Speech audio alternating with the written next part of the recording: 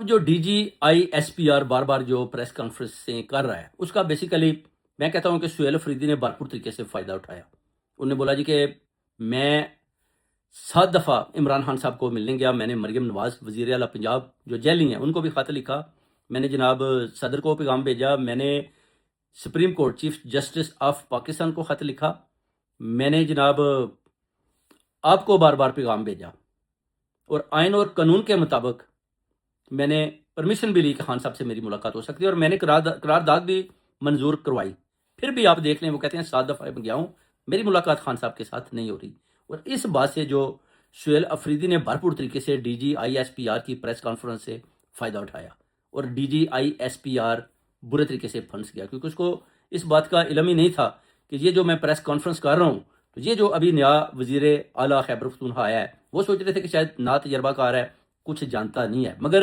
یہ نہایتی عقل مند اور نہایتی دلیر, بہادر اور سمجھدار وزیر اعلیٰ خیبر پختونخوا نکلا, جس نے خان صاحب کو چھڑوانے کے لیے بھی بڑے زبردست طریقے کے ساتھ طریق کا آغاز کیا اور اس طریق کو لے کر پنجاب کے اندر بھی انٹر ہو گیا. یعنی اس کی جو آواز تھی, جو لوگ پنجاب میں تھے, اس کو اس نے گھروں سے باہر نکال لیا, جس کا ڈر ابھی ان کو پڑ چکا ہے. یہ دیکھ رہے تھے کہ ہم سہیل افریدی کی طرف بڑھتے ہیں, کسی طریقے سے بھی سہیل افریدی کو ختم کرنا ہے, یعنی یا تو اس کو جان سے مارے یا سہیل افریدی کو ناکام کرنا ہے, جیسے کہ ہم نے علی مین گنڈا پور کو ناکام کرنے میں کامیاب ہوئے. مگر اس میں یہ بری طرح ناکام ہوئے اور ان کی ناکامی کی وجہ سے آج سہیل افریدی پنجاب کی طرف بھی بڑھ چکا ہے اور بڑی جرت مندی کا مظاہرہ کر رہا ہے, جس کی وجہ سے آپ دیکھ لیں کہ یہ حکومت, جیلی حکومت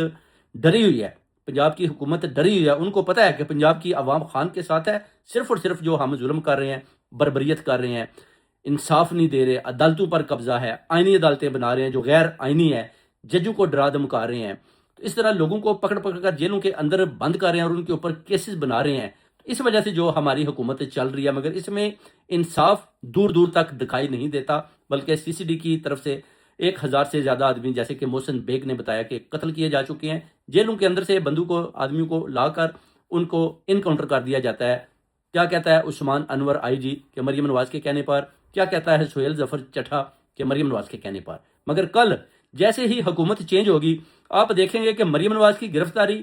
ہو نہ ہو, نواز شریف کی گرفتاری ہو نہ ہو, آصف علی زرداری کی گرفتاری ہو نہ ہو, مگر آپ دیکھیں گے کہ عثمان انور اور سہیل ظفر چٹھا یہ ملک چھوڑ کر ہمیشہ کے لیے بھاگ جائیں گے, جیسے کہ اس سے پہلے بھی یہ ملک سے بھاگ چکے ہیں لوگوں کے اوپر ظلم کر کے. اس کی وجہ ہے کہ لوگ ظلم تو برداشت کر رہے ہیں, مگر وہ دیکھ رہے ہیں کہ جیسے ہی حق اور سچ کے ساتھی علمبردار